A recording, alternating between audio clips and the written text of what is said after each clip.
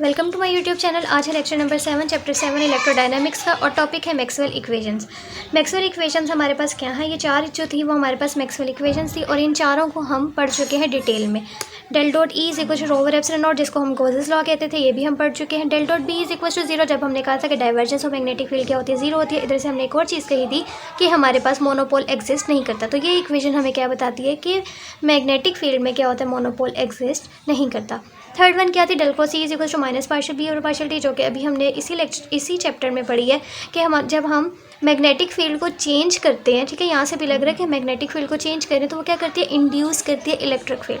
Third one आगे fourth one है हमारे पास del cross B is equal to mu not J, जिसको हम एम्पियर्स लॉ कहते हैं। तो हमने इन चारों इक्वेशंस को पढ़ा हुआ है।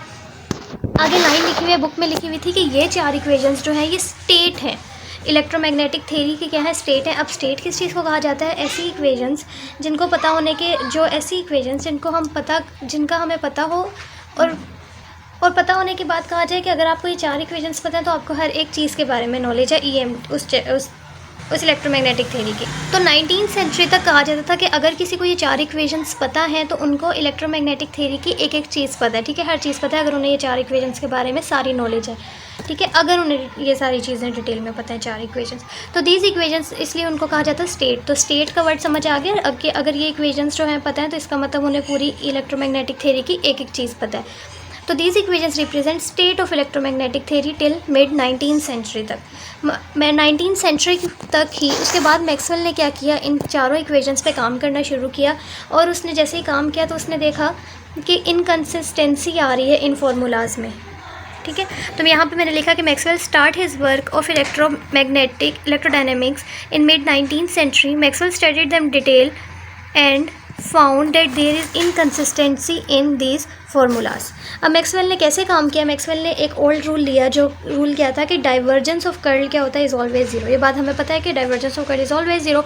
उसने कहा कि अगर ये चार इक्वेशंस ठीक हैं तो मैं इस रूल को इन पे अप्लाई करता हूँ, अगर वो ज़ीरो आ रहा है तो वो ठीक है, अगर ज़ीरो नहीं आ रहा तो इट मीन्स कि वो गलत है, उनमें इनकंसिस्टेंसी है। तो इसने जो है वो अप्लाई किया ऑन फार्मूला 3 और 4 पे। तो 3 और 4 फार्मूले पे उसे इनकंसिस्टेंसी जो थी वो देखने को मिली।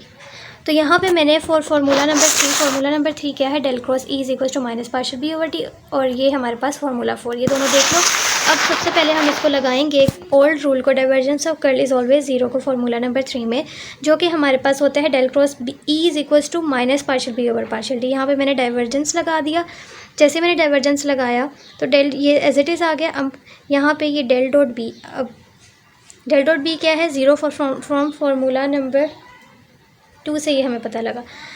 तो यहाँ पे हमने इसको ज़ीरो पुट किया तो del cross E divergence of curl, ठीक है, ये क्या है, डाइवर्जेंस ऑफ कर्ल क्या आ गया, ज़ीरो आ गया। तो इट मीन्स कि इस फार्मूले में कोई प्रॉब्लम नहीं है, ये रूल, ये जो फार्मूला था मैक्सवेल का, ये हमारे पास ठीक है। अब फार्मूला नंबर 4 पे लगाएंगे। फार्मूला 4 पे लगाया तो जो फार्मूला 4 था वो क्या था, del cross B is equal to mu not J. इस पे डाइवर्जेंस लगाएंगे तो यहाँ पे डेल डॉट जी जो था वो ज़ीरो होता है। अब ये हमें पता है कि वो ज़ीरो होता है, लेकिन वो सिर्फ और सिर्फ स्टेडी करंट के लिए। अगर हमारे पास करंट जो है वो स्टेडी है तो ये ज़ीरो हो जाएगा, लेकिन अगर स्टेडी करंट ना हो तो स्टेडी करंट जब हमारे पास नॉन स्टेडी करंट था तब हमने देखा कि हमारे पास ज़ीरो नहीं होता, तो ठीक है। तो del dot G is only valid for steady current, but when we take non steady current the divergence of J is not zero.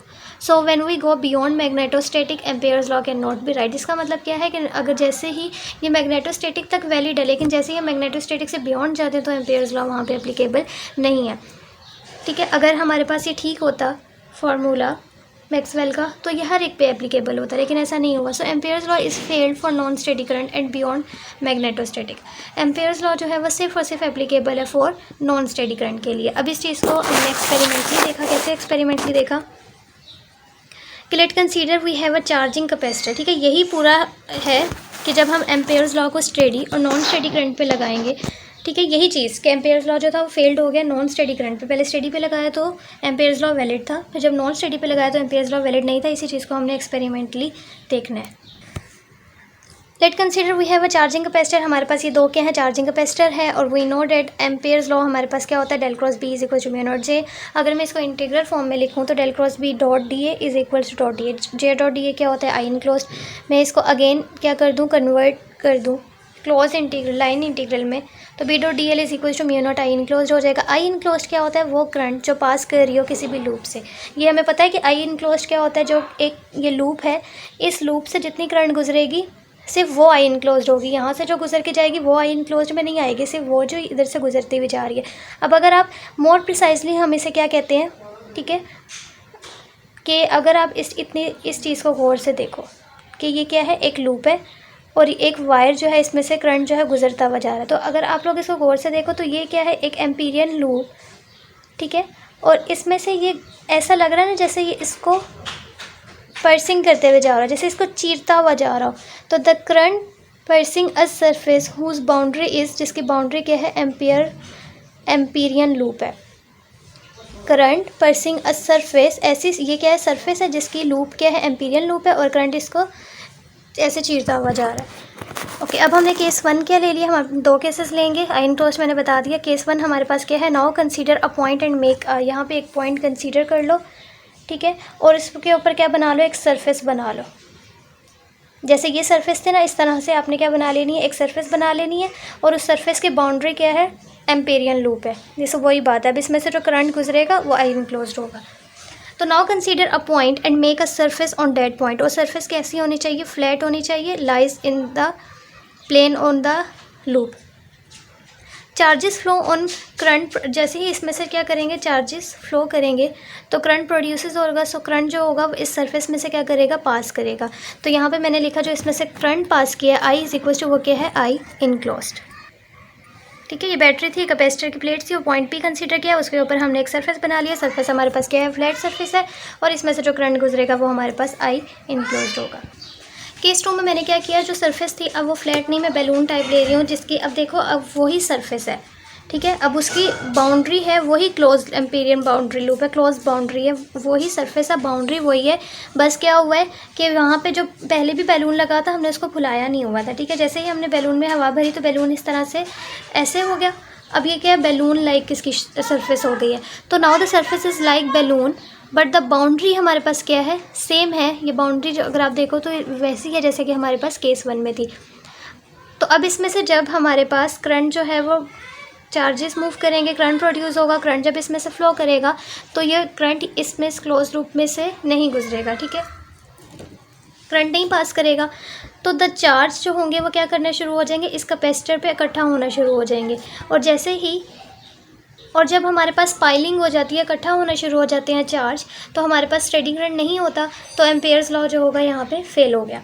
तो अब इस चीज़ को देखेंगे कि now the surface is like balloon, the no current passes, the charge piles up on the capacitor plate. Due to this piling up the current is not steady current, so Ampere's law fails. Result हमारे पास क्या है, अब इन दोनों cases का result क्या है कि अगर हमारे पास Ampere's law वैलिड होता है हर जगह, तो हमारे पास आंसर क्या आता है, सेम आता है दोनों का, क्योंकि हमारे पास दोनों की बाउंड्रीज़ तो सेम थी ना। तो अगर बाउंड्रीज़ दोनों की सेम है तो हमारे पास आंसर जो है वो सेम आना चाहिए था। सरफेस हम कोई भी ले लेते।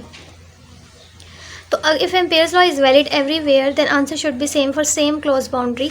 The answer should be same for both cases, but they are different. तो ये different थे। उसके बाद मैक्सवेल ने क्या किया, इस Ampere's law को फिक्स किया।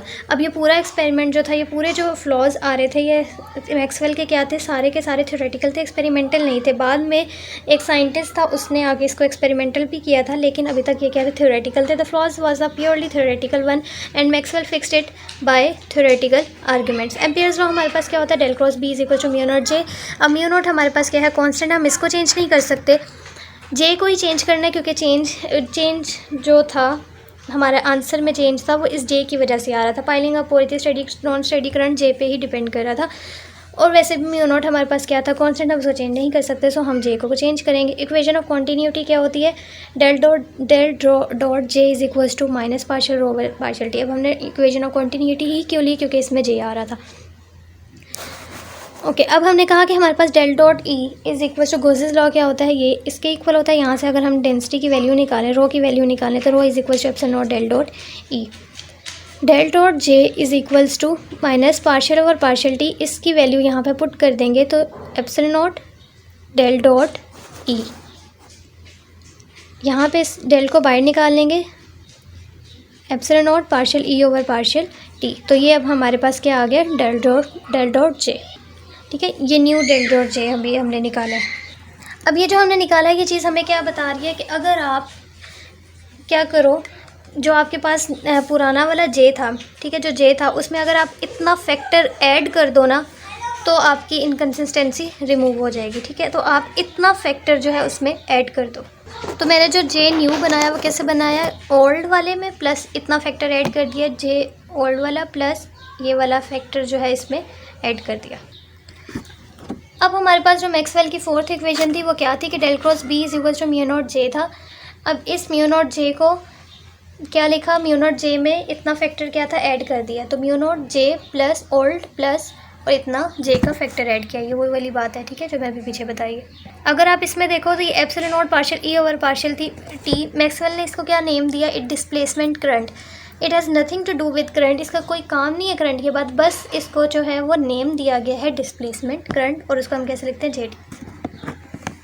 अगर ये हमारे पास if it is correct then it must follow divergence of current is zero. तो इसकी अगर ये हमने जो नई इक्वेशन बनाई है तो इसके ऊपर हमें डाइवर्जेंस ऑफ करंट लगा के देखना चाहिए, जैसे हमने पिछली वाली पे लगाया था। तो ये इसको क्या देना चाहिए, ज़ीरो देना चाहिए। अगर ये करेक्ट वन है तो स्टेडी करंट के लिए सबसे पहले हम इसको देखेंगे, डेल क्रॉस बी पे डाइवर्जेंस लगाएंगे, mu naught del dot J, ठीक है, दोनों के लिए। वो स्टेडी करंट के लिए, स्टेडी करंट के लिए ये क्या होता है, ज़ीरो होता है। यहाँ पे सिंपल ज़ीरो पुट कर देंगे तो हमारे पास ये पूरा क्या हो जाएगा, ज़ीरो, ठीक है। उसके बाद हमारे पास आता है नॉन स्टेडी करंट के लिए। नॉन स्टेडी करंट के लिए डेल डॉट जे को हम ज़ीरो नहीं पुट कर सकते, तो इसलिए वहाँ पे हम ज़ीरो नहीं पुट करेंगे। उसको कैसे लिखेंगे कि ये हमारे पास इक्वल होता है minus partial rho over partial T, और यहाँ पर भी डेल डॉट ई की जगह क्या लिखेंगे, इस वाली लाइन को छोड़ो आप, यहाँ पे सिंपल क्या करते हैं, mu naught del dot J, अभी हमने जो न्यू वाला फैक्टर वाला जो निकाला है ना वो फैक्टर वाला यहाँ पे लिखा, आगे प्लस ये चीज़ सेम आगे, तो ये माइनस है ये प्लस है, ये दोनों कैंसिल हो जाएंगे और हमें क्या देंगे, ज़ीरो। इसमें कंफ्यूज नहीं होना, ये क्या है डेल डॉट जे, अभी जो हमने पीछे निकाला था, जो अभी हमने ये देखो ये वाला फैक्टर वाला ये लिखेंगे सिंपल, साथ म्यू नोट्स आ रहा था, ठीक है। तो म्यू नोट बाकी सारा वही वाला, और ये चीज़ एज इट इज़ यहाँ, तो दोनों कट हो जाएंगे, इस लाइन को छोड़ दो। उसके बाद अगर हम इस चीज़ को इंटीग्रल फॉर्म में देखें तो अब हमारे पास जो न्यू मैक्सवेल की जो एम्पेयर्स लॉ आया था उसको हम क्या बोलेंगे, modified form of Ampere's law. तो वो वक्त क्या del cross B is mu not J वाला था। अब इसको हम कैसे लिख सकते हैं, इंटीग्रल फॉर्म में, del cross B dot D A is equal to mu not J dot D A, mu not E not, ये हमारे पास क्या था पूरा, इसको हमने क्या कहा था, डिस्प्लेसमेंट करंट। ऊपर मैंने बताया था ना इसको डिस्प्लेसमेंट करंट नेम दिया गया था, तो जे डी डॉट डी ए, इसको हम इस तरह से लिखते हैं, mu not I enclose plus mu not I displacement लिख सकते हैं। ये आप लोग देख लो। अब ये जो मैंने लिखा हुआ है कि बुक में इस तरह से लिखा हुआ है सिंपल कि इसको आई इनक्लोज्ड बोल दिया इस तरह से, और ये चीज़ सेम लिख दिया उन्होंने, तो आप इस तरह से भी कर सकते हो, लेकिन ये वाला ज़्यादा बेस्ट है, ठीक है। तो ये मिक्स नहीं करना, ये बहुत इजी सा है, अगर आप करोगे सिंपल इसको del cross B dot D A करके लिखा हुआ है, और यहाँ से सिंपल इसको आगे कन्वर्ट किया हुआ है स्टोक्स थ्योरम लगा के। अब इस चीज़ को अब हमने निकाल लिया, तो एक्सपेरिमेंटल प्रूफ भी करेंगे सेम वैसा जैसे हमने पहले दो केसेस लिए थे, एक सरफेस ली थी और एक हमने बैलून लाइक सरफेस ली थी। अब एक्सपेरिमेंटली सेटअप क्या है कि all point A consider, at point A पे हमने क्या करना है, कंसीडर करना है कोई भी सरफेस, वायर डेड कैरिंग, और एक वायर होगी जिसके में क्या होगा, करंट होगा, और वो एक सरफेस से पास कर रही होगी। तो ऐसा हमारा सेटअप है, और कैपेसिटर की प्लेट्स होंगी। वैसे ही सेम सेटअप है, कंसीडर एक पॉइंट ले लेना, उसके ऊपर फ्लैट सरफेस कंसीडर कर लिया एट पॉइंट पे। अब इसमें से जो करंट पास कर रहा है वो क्या है, आई इनक्लोज्ड है।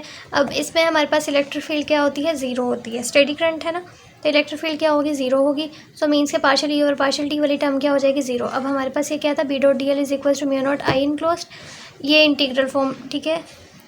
अब यहाँ पे ये वाली क्या हो जाएगी, ज़ीरो हो जाएगी, तो B dot D L is equals to mu not I enclose सिर्फ रह जाएगा। और म्यू नॉट आई इनक्लोज को हम क्या, हमने कहा था कि आई इनक्लोज जो है आई के इक्वल है, यहाँ पे लिख दिया।